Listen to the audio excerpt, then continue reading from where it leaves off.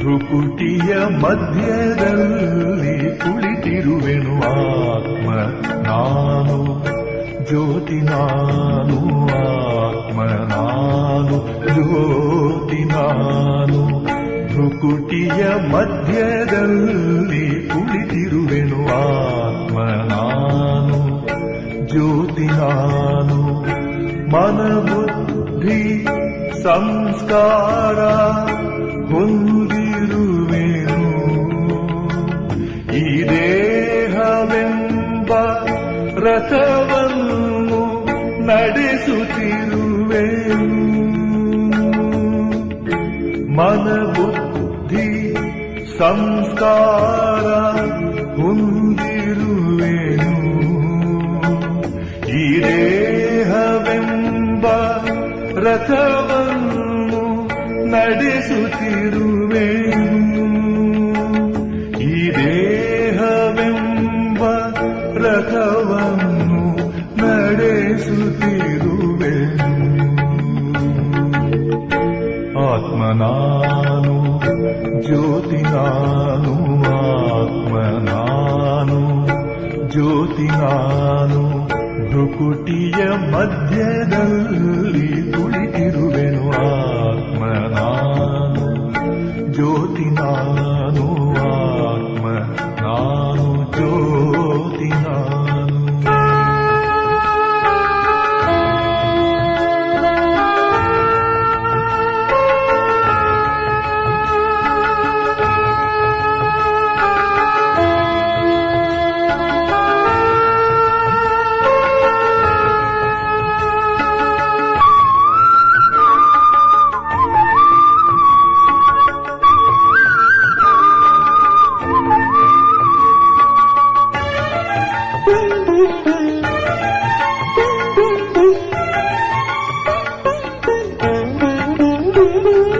ಕಣ್ಣಿಂದ ನೋಡುವೆನು, ಕಿವಿಯಿಂದ ಕೇಳುವೆನು, ಬಾಯಿಂದ ನುಡಿಯುವೆನು, ಕಾಲಿಂದ ನಡೆಯುವೆನು.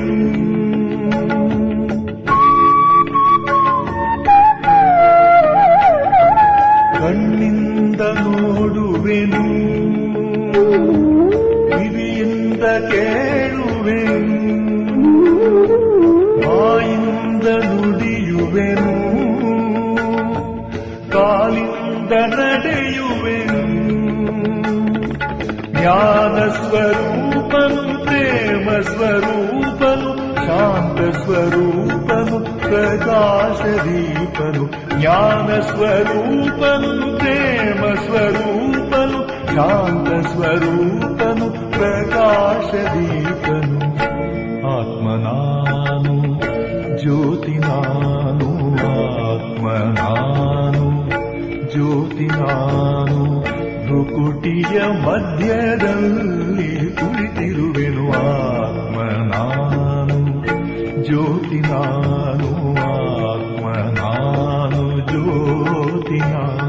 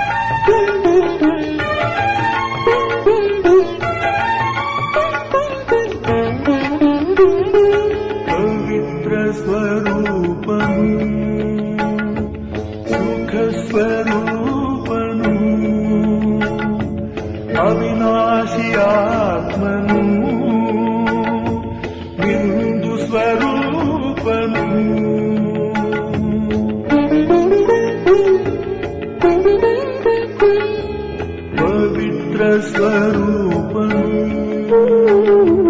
ಸುಖ ಸ್ವರೂಪನು ಅವಿನಾಶಿ ಆತ್ಮನು ಬಿಂದು ಸ್ವರೂಪನು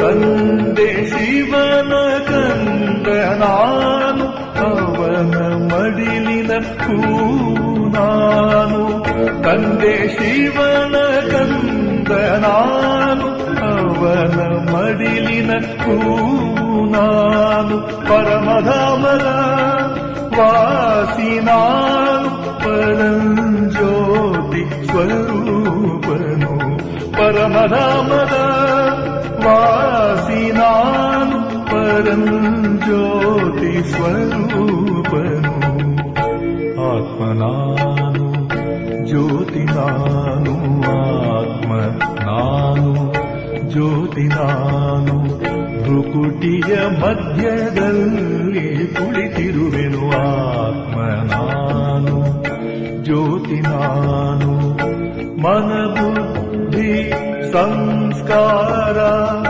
ಹೊಂದಿರುವೆನು ಈ ದೇಹವೆಂಬ ರಥವನ್ನು ನಡೆಸುತ್ತಿರುವೆನು ಈ ದೇಹವೆಂಬ ರಥವನ್ನು ನಡೆಸುತ್ತಿರುವೆನು ಆತ್ಮ ನಾನು ಜ್ಯೋತಿ ನಾನು ಆತ್ಮ ನಾನು ಜ್ಯೋತಿ ನಾನು ಭ್ರುಕುಟಿಯ ಮಧ್ಯದಲ್ಲಿ ಕುಳಿತಿರುವೆನು ಆತ್ಮ ನಾನು ಜ್ಯೋತಿ ನಾನು ಆತ್ಮ ನಾನು ಜ್ಯೋತಿ ನಾನು.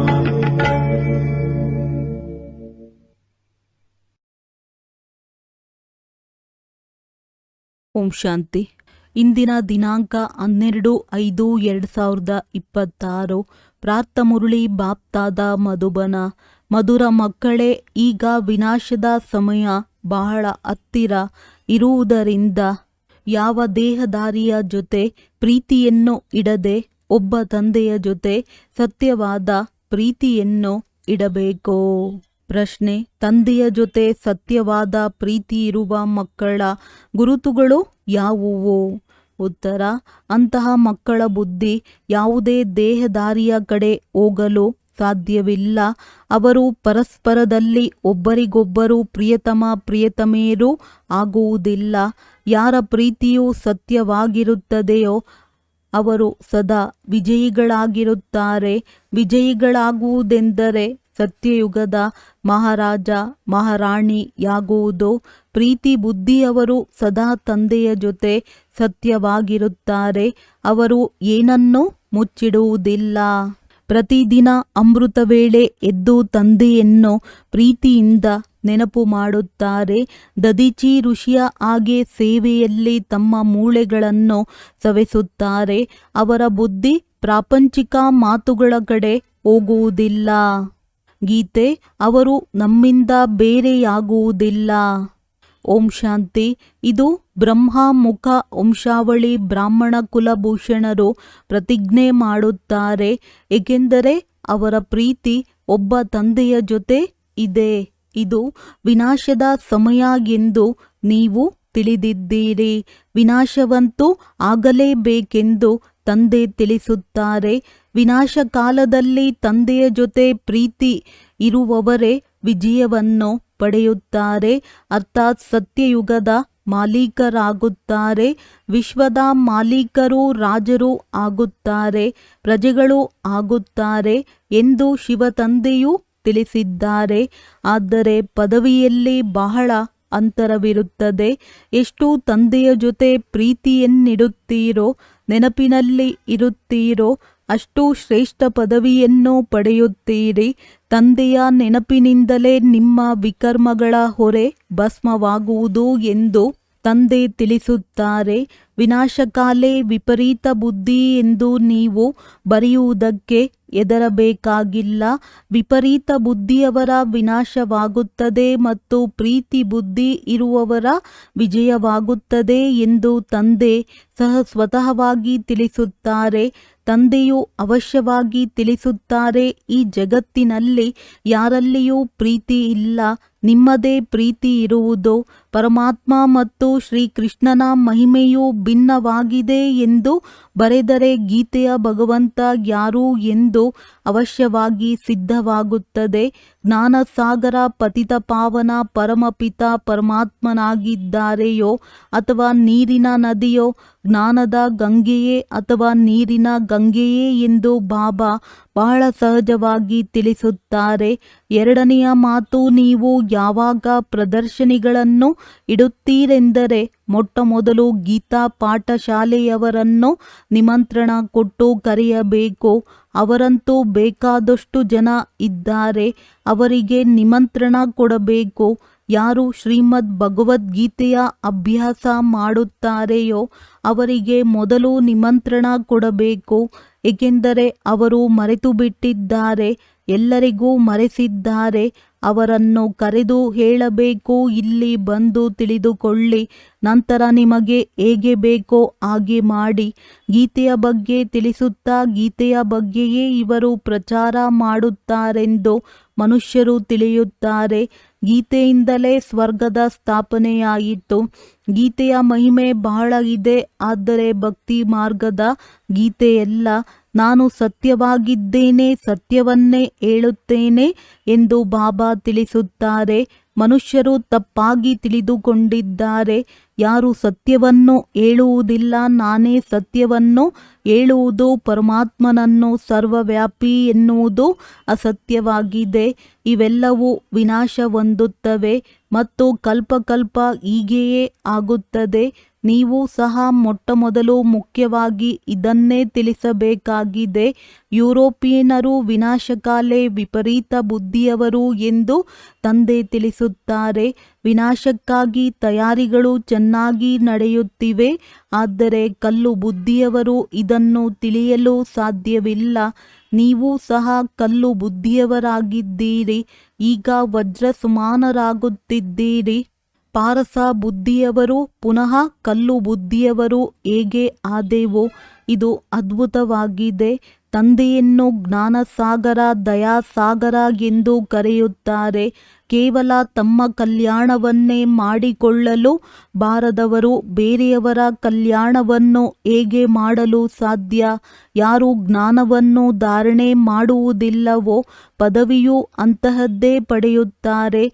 ಯಾರು ಸೇವಾದಾರಿಗಳಿರುತ್ತಾರೆಯೋ ಅವರು ಉನ್ನತ ಪದವಿ ಪಡೆಯುತ್ತಾರೆ. ಅವರನ್ನೇ ಬಾಬಾರವರು ಪ್ರೀತಿ ಮಾಡುತ್ತಾರೆ. ನಂಬರ್ ವಾರ್ ಪುರುಷಾರ್ಥ ಅನುಸಾರವಾಗಿಯೇ ಆಗುತ್ತದೆ. ತಂದೆಯ ಜೊತೆ ನಮಗೆ ಪ್ರೀತಿ ಇಲ್ಲದಿದ್ದರೆ ಪದವಿಯು ಸಿಗುವುದಿಲ್ಲ ಎಂದು ಕೆಲವರು ಇದನ್ನು ತಿಳಿದುಕೊಂಡಿಲ್ಲ. ಅವರು ಸ್ವಂತ ಮಕ್ಕಳಾಗಿರಲಿ ಅಥವಾ ಮಲತಾಯಿ ಮಕ್ಕಳಾಗಿರಲಿ, ವಿನಾಶಕಾಲೆ ಪ್ರೀತಿ ಬುದ್ಧಿ ಇಲ್ಲದಿದ್ದರೆ, ತಂದೆಯನ್ನು ಅನುಸರಿಸದಿದ್ದರೆ ಹೋಗಿ ಸಣ್ಣ ಪದವಿಯನ್ನು ಪಡೆಯುತ್ತಾರೆ. ದೈವಿ ಗುಣವೂ ಬೇಕಾಗಿದೆ ಎಂದು ಸುಳ್ಳು ಹೇಳಬಾರದಾಗಿದೆ. ನಾನು ಸತ್ಯವನ್ನೇ ಹೇಳುತ್ತೇನೆ. ಯಾರು ನನ್ನ ಜೊತೆ ಪ್ರೀತಿ ಮಾಡುವುದಿಲ್ಲವೋ ಅವರಿಗೆ ಪದವಿಯೂ ಸಿಗುವುದಿಲ್ಲ. ಪ್ರಯತ್ನಪಟ್ಟು 21 ಜನ್ಮಗಳ ಆಸ್ತಿಯನ್ನು ಪಡೆಯಬೇಕು. ಅಂದ ಮೇಲೆ ಪ್ರದರ್ಶನಿ ಮೇಳಗಳಲ್ಲಿ ಮೊಟ್ಟಮೊದಲು ಗೀತಾ ಪಾಠಶಾಲೆಯವರಿಗೆ ನಿಮಂತ್ರಣ ಕೊಡಬೇಕು, ಏಕೆಂದರೆ ಅವರು ಭಕ್ತರಲ್ಲವೇ? ಗೀತಾ ಪಾಠಿಗಳು ಅವಶ್ಯವಾಗಿ ಕೃಷ್ಣನನ್ನು ನೆನಪು ಮಾಡುತ್ತಾರೆ, ಆದರೆ ಏನನ್ನೂ ತಿಳಿದುಕೊಂಡಿಲ್ಲ. ಕೃಷ್ಣ ಕೊಳಲನ್ನು ಊದಿದನು, ಹಾಗಾದರೆ ರಾಧೆ ಎಲ್ಲಿ ಹೋದಳು? ಸರಸ್ವತಿಗೆ ವೀಣೆಯನ್ನು ಕೊಟ್ಟರು, ಕೊಳಲನ್ನು ಕೃಷ್ಣನಿಗೆ ಕೊಟ್ಟರು. ಮನುಷ್ಯರು ಹೇಳುತ್ತಾರೆ ನಮ್ಮನ್ನು ಅಲ್ಲಾ ಹುಟ್ಟಿಸಿದನು ಎಂದು, ಆದರೆ ಅಲ್ಲಾ ಯಾರು ಎಂದೇ ಗೊತ್ತಿಲ್ಲ. ಇದು ಭಾರತದ ಮಾತಾಗಿದೆ. ಭಾರತದಲ್ಲೇ ದೇವತೆಗಳ ರಾಜ್ಯವಿತ್ತು. ಅವರ ಚಿತ್ರಗಳಿಗೆ ಮಂದಿರದಲ್ಲಿ ಪೂಜೆಯಾಗುತ್ತದೆ. ಇನ್ನಿತರೆ ರಾಜರುಗಳ ಮೂರ್ತಿಗಳನ್ನು ಹೊರಗಡೆ ಇಡುತ್ತಾರೆ. ಅವುಗಳ ಮೇಲೆ ಪಕ್ಷಿಗಳು ಕೊಳಕು ಮಾಡುತ್ತವೆ. ಲಕ್ಷ್ಮೀನಾರಾಯಣ ರಾಧೆ ಕೃಷ್ಣ ಮೂರ್ತಿಗಳನ್ನು ಎಂತಹ ಒಳ್ಳೆಯ ಸ್ಥಳದಲ್ಲಿ ಕೂರಿಸುತ್ತಾರೆ. ಅವರಿಗೆ ಮಹಾರಾಜ ಮಹಾರಾಣಿ ಎನ್ನುತ್ತಾರೆ. ಕಿಂಗ್ ಎನ್ನುವ ಅಕ್ಷರ ಆಂಗ್ಲ ಭಾಷೆಯದ್ದಾಗಿದೆ. ಎಷ್ಟೊಂದು ಧನವನ್ನು ವ್ಯಯ ಮಾಡಿ ಮಂದಿರಗಳನ್ನು ಕಟ್ಟುತ್ತಾರೆ, ಏಕೆಂದರೆ ಆ ಮಹಾರಾಜರುಗಳು ಪವಿತ್ರವಾಗಿದ್ದರು. ಯಥಾ ರಾಜ ರಾಣಿ ತಥಾ ಪ್ರಜಾ ಎನ್ನುವಂತೆ ಎಲ್ಲರೂ ಪೂಜ್ಯರಾಗಿದ್ದರು. ನೀವೇ ಪೂಜ್ಯ ಮತ್ತು ಪೂಜಾರಿಗಳು ಆಗುತ್ತೀರಿ. ಮೊದಲ ಮಾತಾಗಿದೆ ತಂದೆಯನ್ನು ನೆನಪು ಮಾಡುವುದು. ತಂದೆಯ ನೆನಪು ಮಾಡುವ ಅಭ್ಯಾಸದಿಂದಲೇ ಧಾರಣೆಯಾಗುವುದು.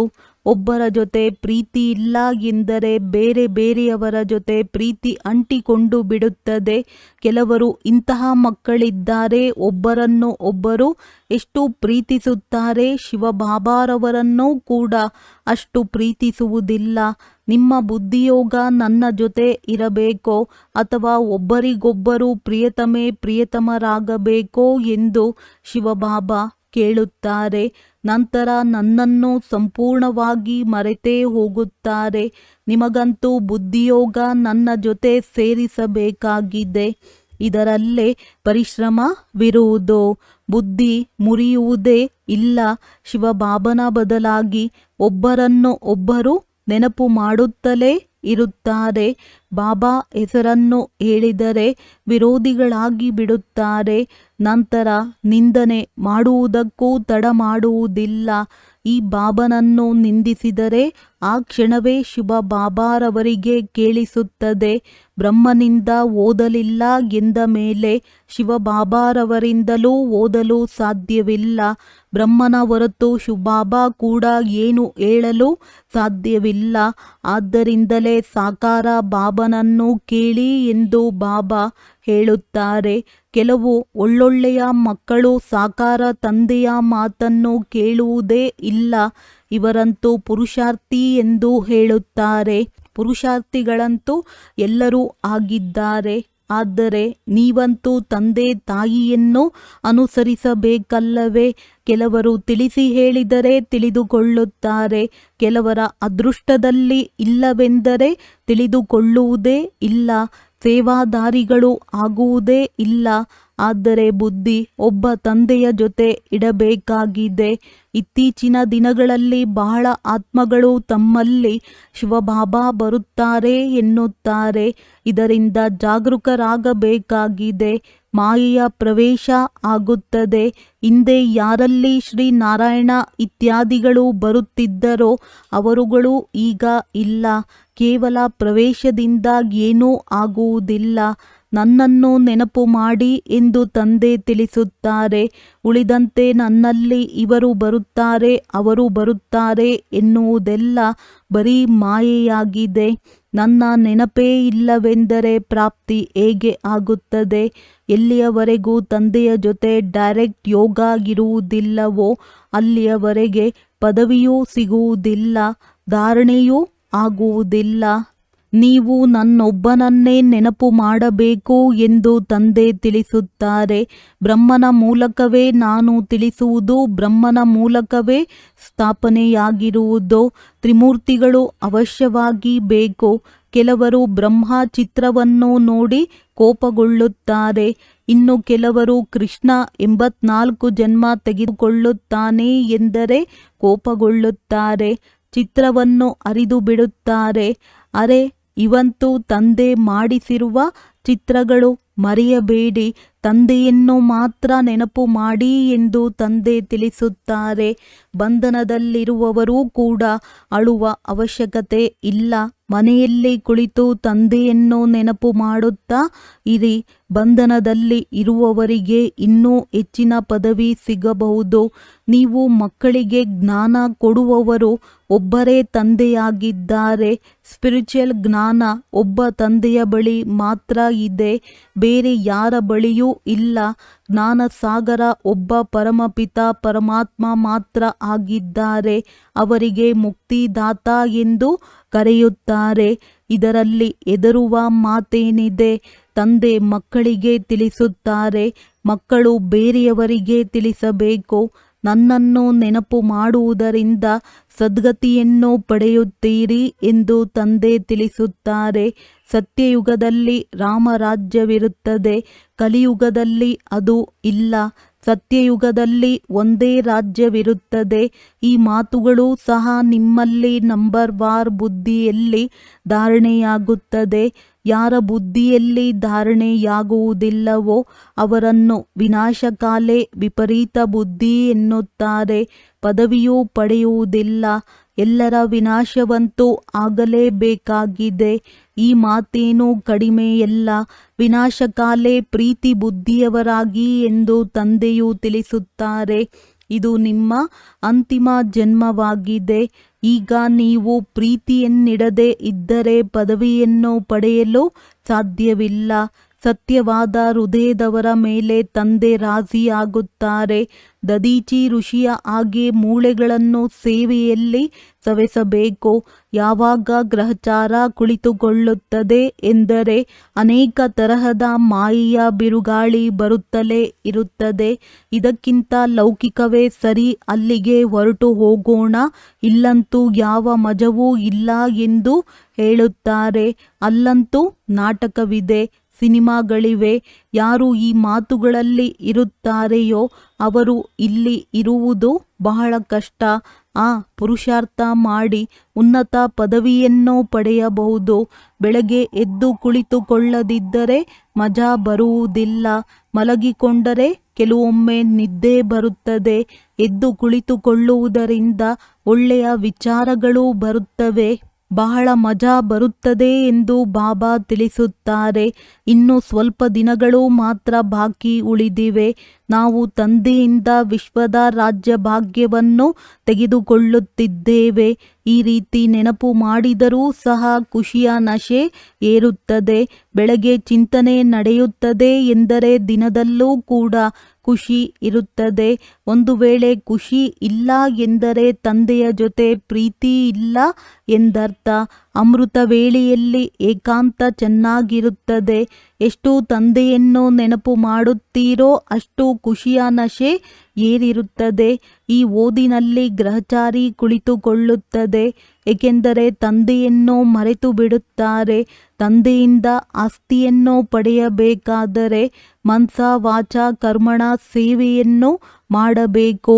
ಈ ಸೇವೆಯಲ್ಲಿಯೇ ಈ ಅಂತಿಮ ಜನ್ಮವನ್ನು ಕಳೆಯಬೇಕು.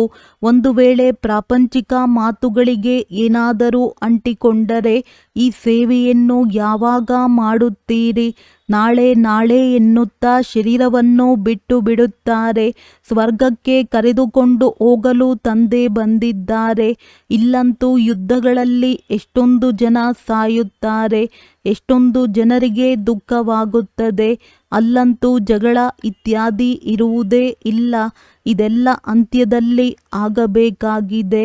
ನಿರ್ಧನಿಕರು ಸಾಯುತ್ತಾರೆ, ಆದರೆ ದಣಿಯನ್ನು ತಿಳಿದಿರುವವರು ರಾಜ್ಯಭಾಗ್ಯವನ್ನು ಪಡೆಯುವರು. ನಾವು ನಮ್ಮ ಸಂಪಾದನೆಯನ್ನು ನಮ್ಮದೇ ತನು ಮನ ಧನದಿಂದ ನಮ್ಮ ರಾಜ್ಯವನ್ನು ಸ್ಥಾಪಿಸುತ್ತಿದ್ದೇವೆ ಎಂದು ಪ್ರದರ್ಶನಗಳಲ್ಲಿ ತಿಳಿಸಬೇಕು. ಭಿಕ್ಷೆ ಬೇಡುವ ಅಗತ್ಯವಿಲ್ಲ. ಅನೇಕ ಸಹೋದರ ಸಹೋದರಿಯರು ಒಟ್ಟುಗೂಡಿ ರಾಜಧಾನಿಯನ್ನು ಸ್ಥಾಪನೆ ಮಾಡುತ್ತಿರುವರು. ನೀವು ಕೋಟಿಗಟ್ಟಲೆ ಒಟ್ಟು ಸೇರಿಸಿ ವಿನಾಶ ಮಾಡುತ್ತೀರಿ. ನಾವು ಒಂದೊಂದು ಪೈಸೆಯನ್ನು ಒಟ್ಟುಗೂಡಿಸಿ ವಿಶ್ವದ ಮಾಲೀಕರಾಗುತ್ತೇವೆ. ಎಷ್ಟು ಅದ್ಭುತವಾದ ಮಾತಾಗಿದೆ. ಒಳ್ಳೆಯದು. ಮಧುರಾತಿ ಮಧುರ ಅಗಲಿ ಹೋಗಿ ಮರಳಿ ಸಿಕ್ಕಿರುವ ಮಕ್ಕಳ ಪ್ರತಿ ಮಾತ್ಪಿತಾ ಬಾಪ್ ತಾದಾರವರ ನೆನಪು, ಪ್ರೀತಿ ಹಾಗೂ ಸುಪ್ರಭಾತ. ಆತ್ಮಿಕ ಮಕ್ಕಳಿಗೆ ಆತ್ಮಿಕ ತಂದೆಯ ನಮಸ್ತೆ. ಧಾರಣೆಗಾಗಿ ಮುಖ್ಯ ಸಾರ. ಅಮೃತ ವೇಳೆ ಏಕಾಂತದಲ್ಲಿ ಕುಳಿತು ತಂದೆಯನ್ನು ಪ್ರೀತಿಯಿಂದ ನೆನಪು ಮಾಡಬೇಕು. ಪ್ರಾಪಂಚಿಕ ಮಾತುಗಳನ್ನು ಬಿಟ್ಟು ಈಶ್ವರಿಯ ಸೇವೆಯಲ್ಲಿ ತೊಡಗಬೇಕು.